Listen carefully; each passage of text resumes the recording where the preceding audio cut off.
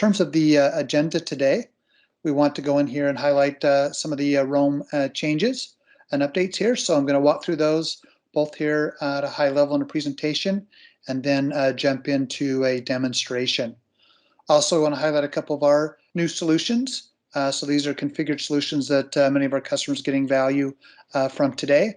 We're excited to announce the ability to download our reports and portals there via PDF as well as PowerPoint. So we're excited about that capability to offer to our customers as well. So the first thing here to focus on is the Alignment Planner Workspace.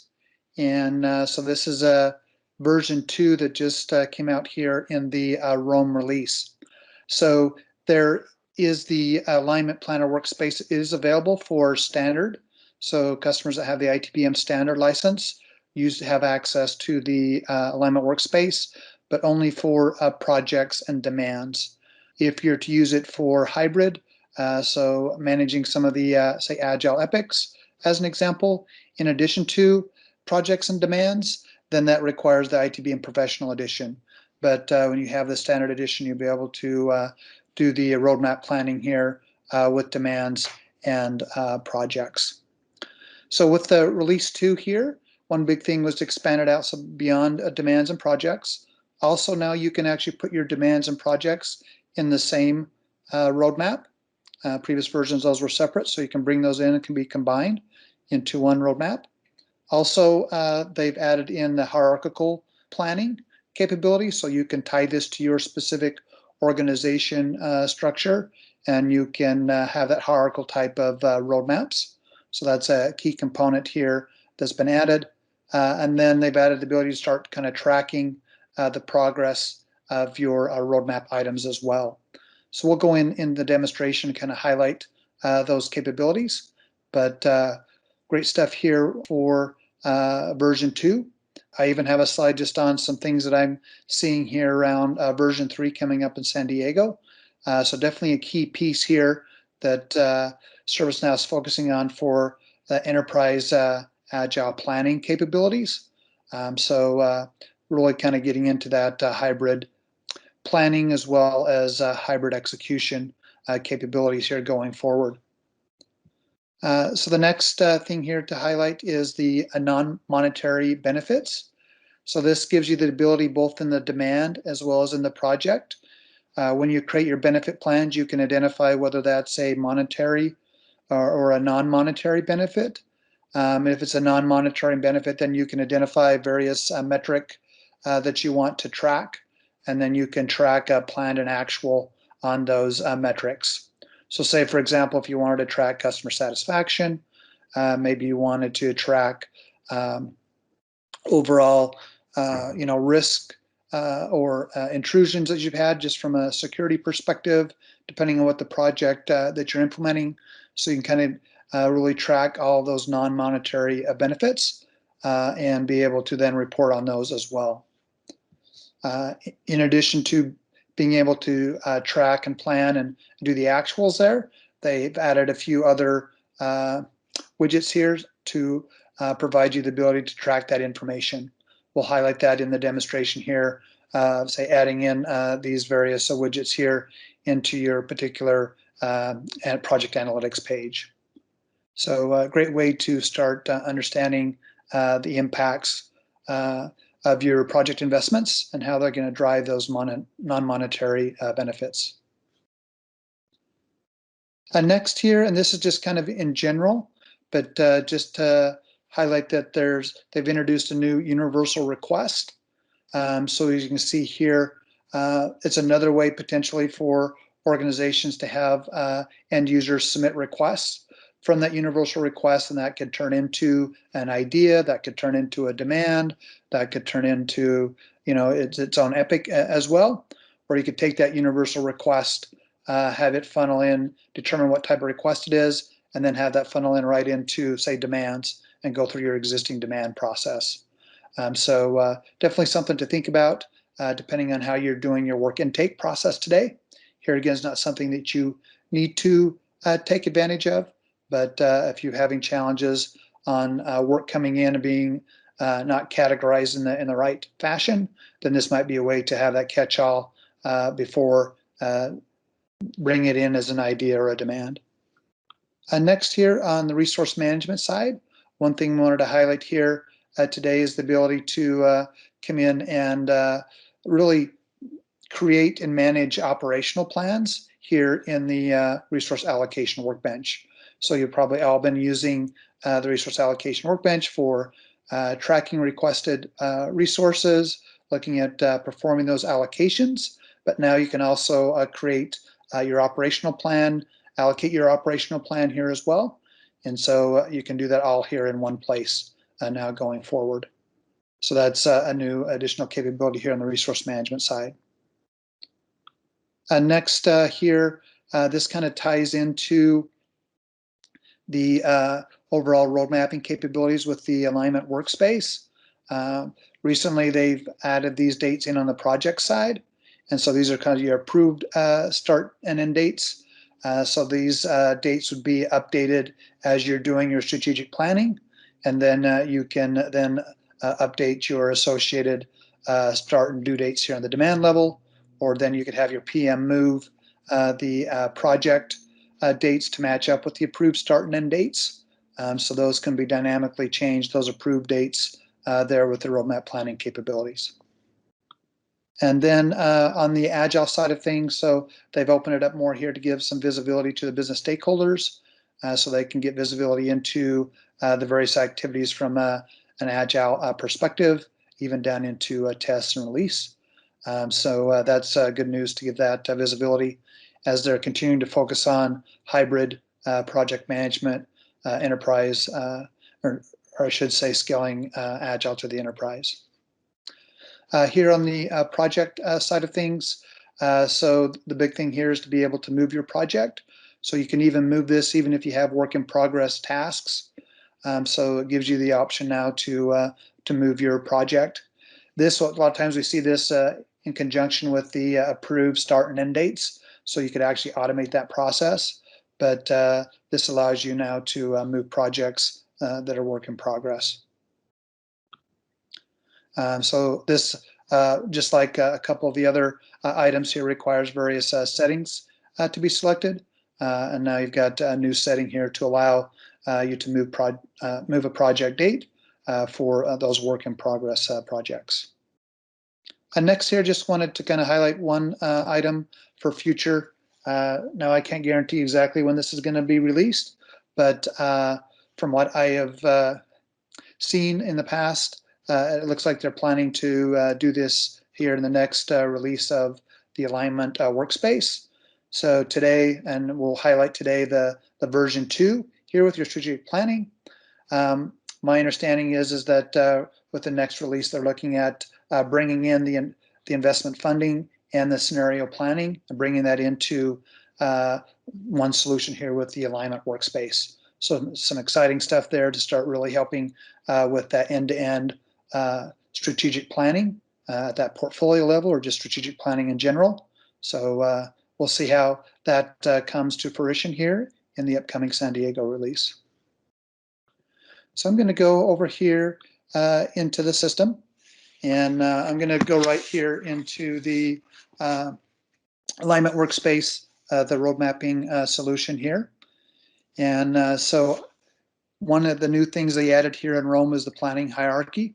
So you get to define and set up your different organization types and those names here in the setup here for the Alignment Workspace. Once you've done that here in this example, here I've got an enterprise, I've got portfolio, you could have other types in here. In this case here, I've just set up the data and such here, kind of really more tied to my overall portfolio. So if I come back here and look at things from a portfolio perspective, I can then look at my different organizations or portfolios. So I could come down here and look at the overall HR roadmap here, and I can look at managing the HR roadmap. So you'll see here, this is kind of that professional edition, so we can look at demands and projects and epics, as well as versus the first edition. Now we can see demands and projects here all together here in the overall roadmap. And we can see here that we've got our different planning items. So we've got demands here, we've got projects here, we've got some of our epics from a hybrid perspective. And when I've got these various items, you can see here I can hover over these and it can show me the approved start and end date. I could adjust that. So when I adjust that, it updates that approved start and end dates, and that'll update that automatically there in the demand or project as well. So you'll have those updates. And then same thing here at the project level, we can do the same thing here. Maybe we want to move in the overall dates for that. It's going to update those approved dates, or we could move that out as well. Another thing here too is I can actually look at those particular items. So in this case, I can look at the project and I can see information here associated with the project. So I can see that information here. Also, then I can actually go into the full details, and so I can view more information here in the project here, all in the workspace. So my assumption is they're going to be adding more capabilities here in the workspace for managing your projects. So look for that in upcoming releases as well. So that's one capability here as you're looking at your overall roadmap. Now you can come in here and create brand new items. So in this particular example, I could create my demand, my project, my epic, and I can add that here to the overall board. So say if I wanted to create a new epic here, I can come in and create a new epic. So we'll have a new shopping cart experience as an example.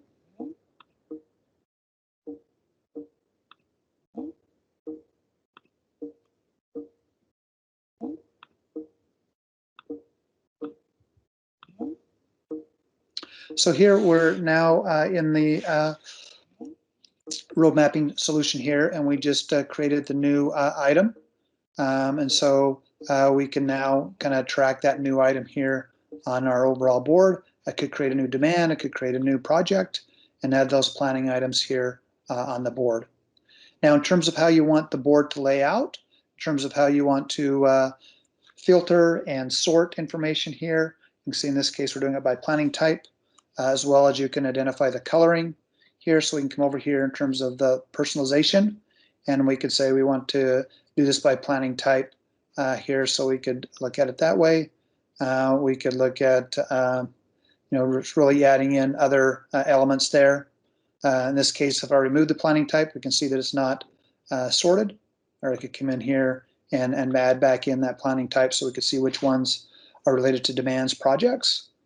We could show on the bars who might be the owner so we can show that on the bar as well. And then down here we can display milestones or display labels. So those are the different types of things we can do. We can also come in here and change the color. So if we wanted to come in here and change the color, say if we wanted the color to be the planning type and we didn't want to actually group everything together and give more real estate, we could do it that way and kind of look at things from an overall color perspective. So we can do that here. We can also, if we have selected a specific item, as an example, we can go in and look at the item details here. We can also come over here and look at any unscheduled items. So unscheduled items are items that don't have a approved start or approved end date. So these could be planning items that we've just created here in the portal. These could be demands and projects that you've already created that don't have any approved dates yet. And then you can take these items here as an example, and we can come in here and we can move those here into the portal and really just kind of drag and drop them here on the portal. So we can do that, then we can adjust the actual timing of that, and then it's going to update those approved start and end dates based upon where we lay it out here in the overall roadmap planning. So that's how you kind of do the high-level planning. You can also look at this here too if you wanted to look at a quarterly view, or if you wanted to zoom out a little bit, from a year view perspective. So you can do that here. You can show the legend if you'd like. So you can also do that as well. And we can come in here, and if we want to zoom in or zoom out, we can do that as well. The other capabilities here that have been added now is for the tracking mode.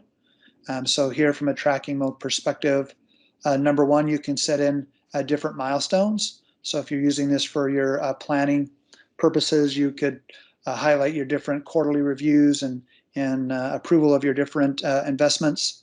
As an example, with the tracking mode here, we can see what's being shown here in terms of the overall status here associated with this, as well as percent complete as an example. So here we can come in here and show what we want to show on the bars here. If we didn't want to look at the owner information, or maybe we didn't want to show the status, we'd remove that. So we can pick and choose what we'd like to include there from an overall view perspective. If we come back over here to the planning mode, this is where we could come in and add a new milestone. So we have a milestone here in October. We could come in here and add a new milestone in here if we wanted to kind of track that. So we could keep this as a key event, deadline, key milestones. We'll just say we'll have another committee review, and we might want to capitalize that.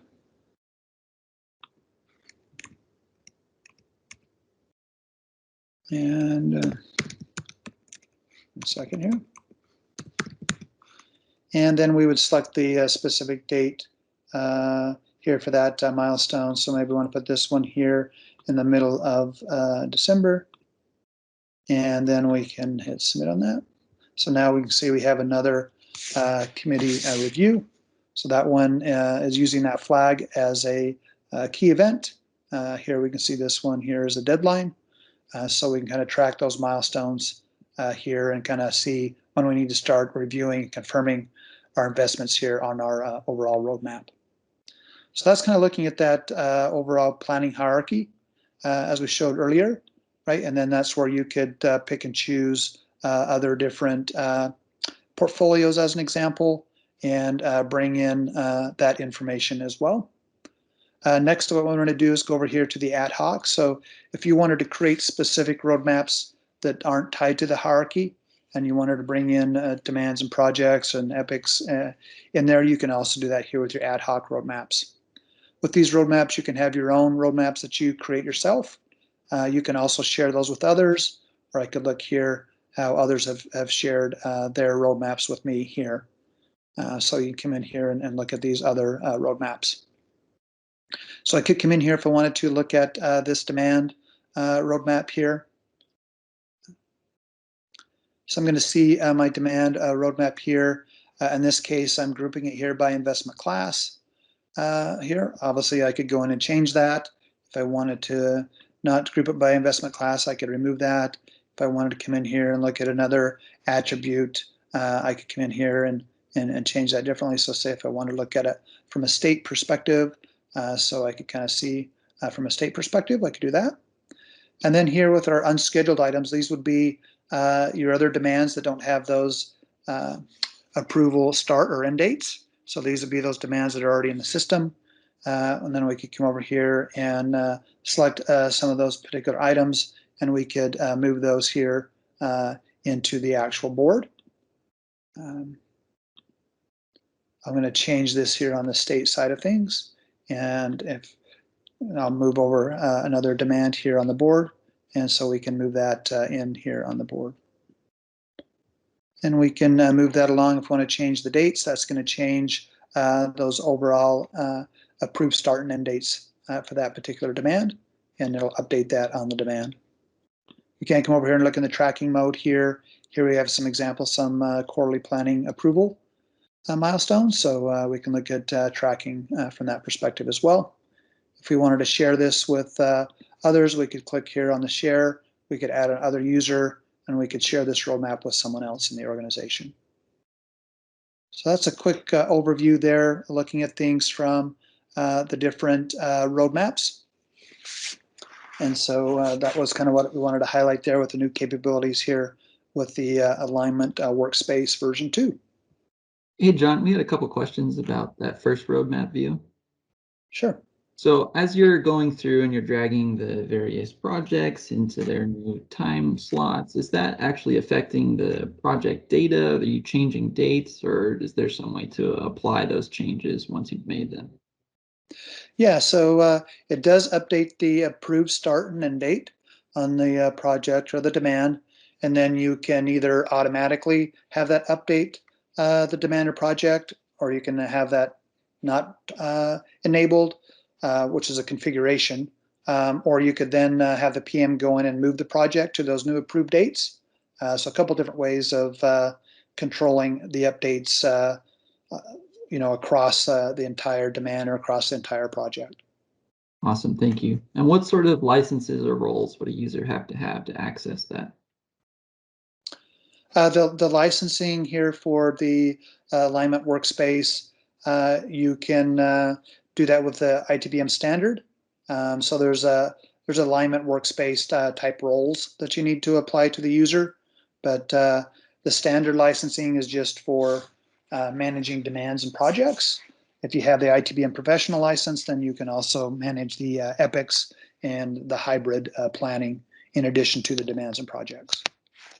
So next thing I wanted to highlight here is we go in and look at things from a project manager perspective. I'm going to impersonate a project manager.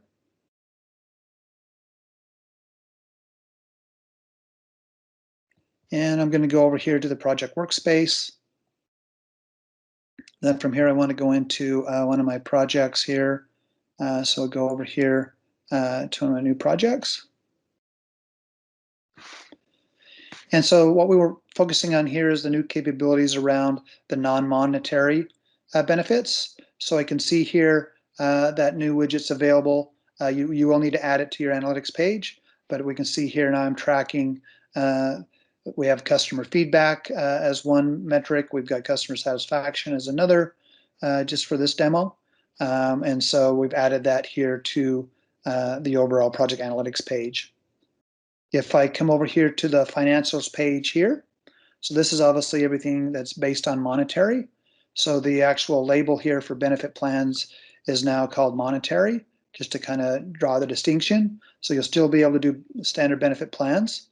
But then if I come over here to the details page, then I can come over here and I can see the different related lists here. And so you can update how you've set up PPM here to have the monetary benefit plans and the non-monetary benefit plans. You probably have one now that's called benefit plans, so you would just remove that and replace in these two other options. So here I would see that monetary one that we saw in the project financial. Here we can look at the non-monetary benefit plans. And so we can see that information here. We can see here how we could track here with the plan versus actual on those benefits. We'll come in here and create a new non-monetary benefit plan. So we can come in here and say this would be for, we'll say this will be for partner feedback. And we'll come over here and we'll just make sure that we definitely want to do it for non-monetary. That's the default when you go and select it from that particular location. Then we can identify when will actually this benefit occurs. So the same type of capabilities that you had on a regular benefit plan. So we could say maybe in 6 months, we want to see the increase there. It's not required here, but you can say hard or soft here. Some of the categories that were already existing here, such as the customer satisfaction score. Here, maybe you want to add one, say if we're trying to do partner satisfaction score as an example, but I'll just do customer. Then down here in the non-monetary section, so that's new. Down here you would have different type of a measure. So it's just a count, is it a percentage, hours, days, score? So you can kind of pick and choose what that is. And then over here from a breakdown type, you can say manual, automated, or none. So I'm going to keep that at manual here. The aggregation module will make more sense here once I create this, but I'm going to look at this and say most recent. And then here we can kind of put in our initial benefit, what we're looking for. Maybe we're looking for scores of, we're looking at a score of 9 out of 10. So I'll put 10 in there. So at that point here, I can save my benefit plan. So now save my benefit plan. It does create those benefit plan breakdowns, just like you would see with the monetary benefit plans. Another feature here is you can actually associate benefit plans to each other, so you can do that as well. And then down below here's where you can kind of manage those actuals. So as you're coming in periodically and tracking the benefit here, so you can come in here and say, hey, our plan scores, we're wanting a 9 here, and maybe our initial score here was an 8, and so I can make those updates. Now you can see here that the 9 showed up here in a planned benefit, and we see here our actual is 8. When I selected most recent, so if I come in here now, if I say, okay, want to increase that to 10, maybe over here we come in here and we do that to 9. What it's going to do is going to take the most recent here, and so it's going to take that last one here of 10 and 9.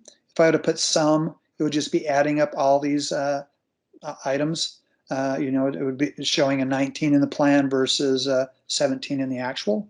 So you can kind of use that different aggregation mode to determine how you're going to roll up here into your plan versus actual on the benefit side.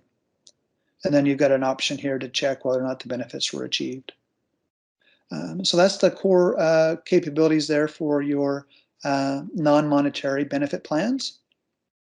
So it really is just a benefit plan with a different type. You can do those non-monetary benefit plans in the demand as well as the project.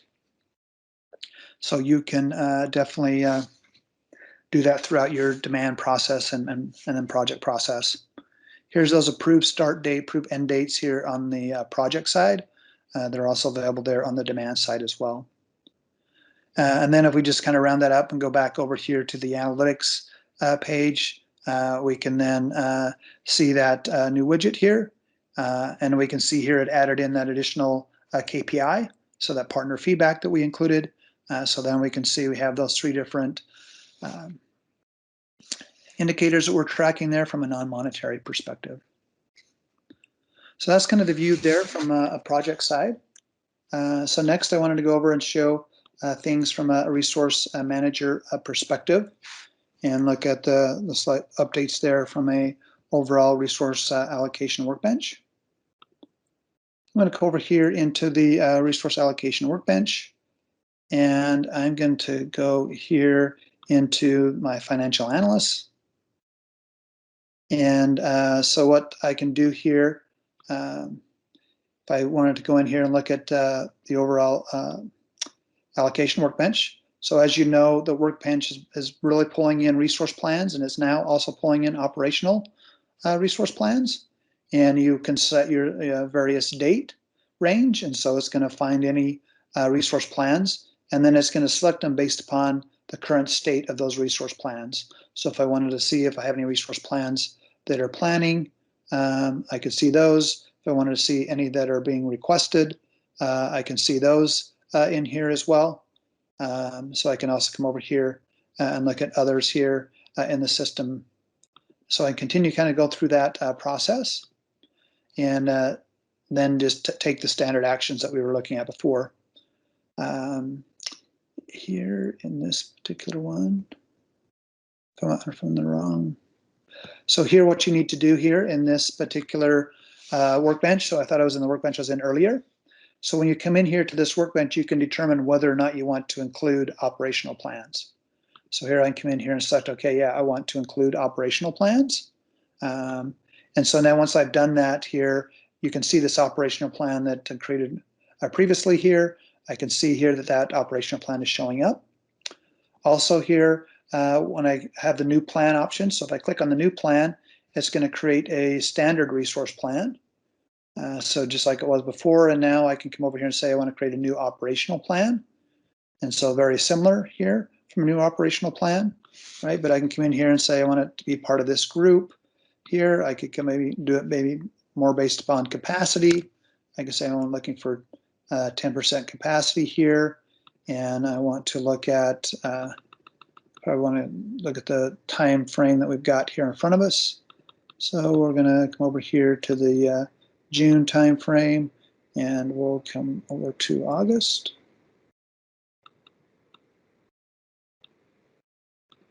And I'll just say that in this case, we'll want to look at admin.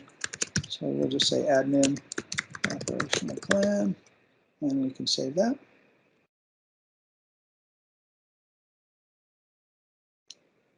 And so we can then add those in. So let me remove those over.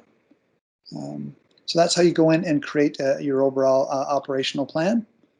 And then here we can come over here and do the typical, reporting that you've seen before, where you can look at your different requested resource plans. You can look at all your different team members. You can look at their overall capacity. You can see what they're actually already allocated to.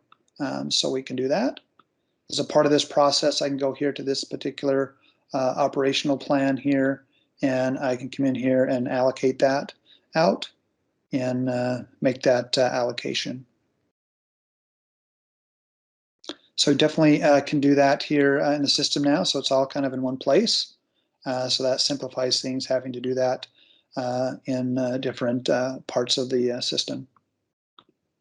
So that's what we wanted to highlight there from a resource management perspective here with your operational plans. So the next thing here, I'm going to go and just kind of show things from a demand perspective. I'm going to go in here. I don't know if you saw this when we were there on the showing you the roadmap with the Alignment Workspace. We were showing a couple of these different demands that were there on that space. We can see that some of these are recently just updated as we were in there. But what I wanted to highlight here is a couple of things. So one here is your approved start and end dates. So you can add those to your demand. So those are the box fields now. You can just determine to add those to your demand form. And then down here, right, you can also then add in your monetary benefit plans and your non-monetary benefit plans. So you can have both of those here. You can add in your the breakdowns as well if you want to see more and see that plan versus actual in the breakdowns. So it's your choice on how detailed you want to show here in terms of your related lists. So those are the major items I wanted to show here from a demonstration perspective. Next, what I wanted to do is just kind of show you some of our configured solutions here.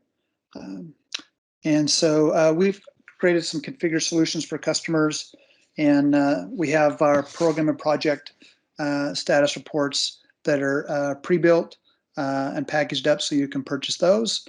We can obviously tailor those. And then I also wanted to show some other examples of what can be done here with our configured solutions.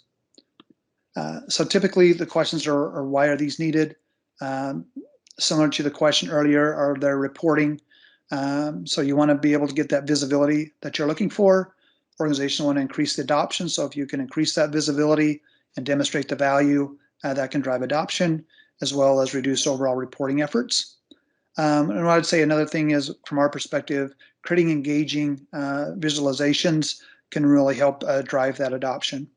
So how do we do that? We do that with real-time dashboards, interactive portals.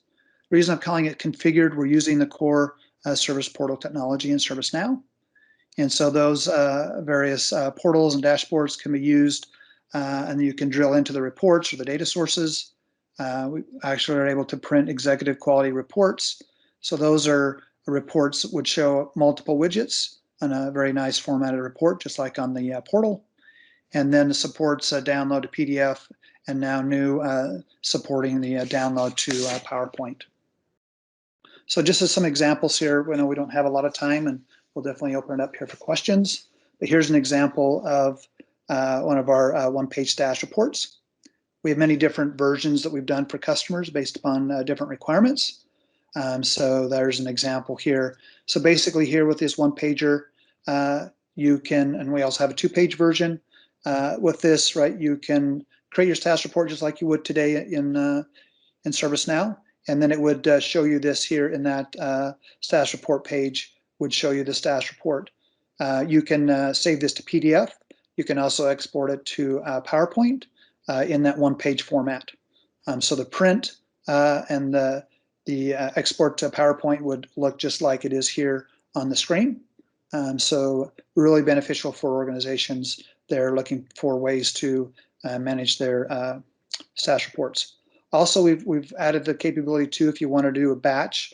So we've created other portals where if you wanted to batch and create a batch of all of your project status reports in one particular PDF or in one deck, then we support that capability as well.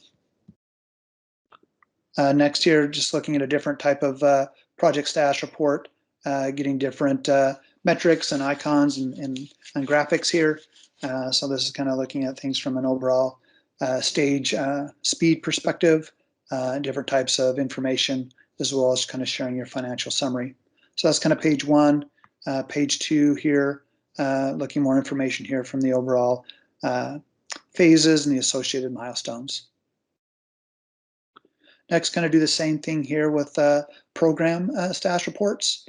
So you kind of get that executive nice look and feel here with whatever graphics you're looking for there, and also be able to print these out just like you see, as well as be able to export those to PDF or PowerPoint.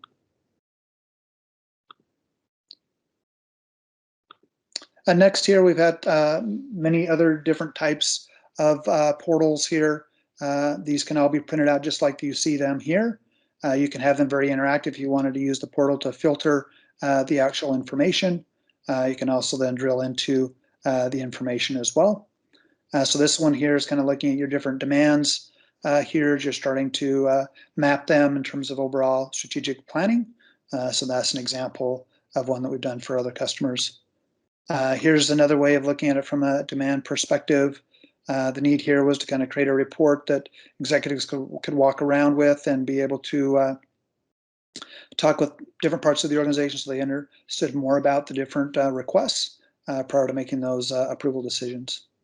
So you can get it online, but you can print it out here. Obviously, you can export it as well. Business cases. So there is out-of-the-box capabilities for business case views and some of the out-of-the-box moving it into PDF.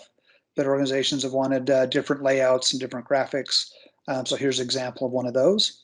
And also, you can print these out, and they look just like you see here in terms of the layout. Also, we've done other kind of portfolio level, roll-up level portals. So if you wanted to look at the financials as an example and look at your overall budget variances year over or month over month as an example, so that's also available here as well. Next here, looking at from a resource perspective. So this is an example. We've done this multiple times. Here you're looking at role availability. We've done it group based, but you can kind of filter and select the different roles or groups. What the ability here is to be able to really track and look at capacity versus all the resource requests. So you can have a commitment level easily to understand what the gaps are, as well as then be able to have a listing of the demands and projects for further analysis. So we're getting a lot of unsolicited feedback from customers that this is dramatically helping with their quarterly planning and their annual planning. As they're putting in their demands as an example, they're toggling back over here and looking at and seeing are they going to have enough capacity to take on the work. So it's really helping to streamline their planning activities. Here's another example, kind of converging ITSM and ITBM capabilities together. So looking at it from an overall work perspective, what's the volume of work, what's the backlog of work here, what's our overall completion of those items. So you can kind of see here, you can aggregate that information here into one particular view, and then you can actually have this printed out as well. Next here, we're kind of introducing what we say business value dashboards. So this is where we converge business outcomes and metrics with technology supporting performance and technology enablers. So this is kind of highlighting that basically we can paint the picture, we can bring in and integrate in with your different business systems to bring in the business metrics. At the same time, then a lot of your technology performance will be on the ServiceNow platform. And so you'll be able to kind of say, hey, we're supporting the delivery of X number of transactions, or we're supporting the actual patient satisfaction by our ability to resolve the various requests coming from the nurses in X amount of time. So it's a great way to demonstrate to the business So we've seen these to be really effective. It's a great opportunity to be proactive as an IT organization. The business sees a lot of value in these because they start getting visibility to some things that they haven't had before, and then it can help fund other initiatives. So that's one thing that we are starting to roll out here on ServiceNow. We've done that in the past with other technologies. So that's a brief overview of some of the configured solutions that we wanted to highlight today.